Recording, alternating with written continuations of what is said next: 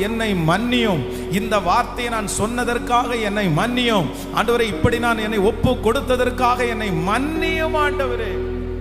ஹல்லேலூயா, ஹல்லேலூயா.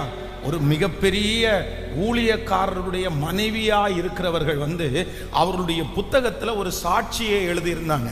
அப்போ அந்த புத்தகத்தை நான் படிக்கும்போது பார்த்தீங்க அப்படின்னு சொன்னா, அவங்க ஊர்ல அன்னைக்கு இருந்ததுல இந்த கேர்ள்ஸ் எல்லாரும் அப்படின்னா அந்த லேடிஸ் எல்லாருமே இந்த முட்டி வரைக்கும் ட்ரெஸ் பண்றது அவங்களுக்கு ஒரு வழக்கமா இருந்திருக்குது. அது ஒரு ஸ்டைல்.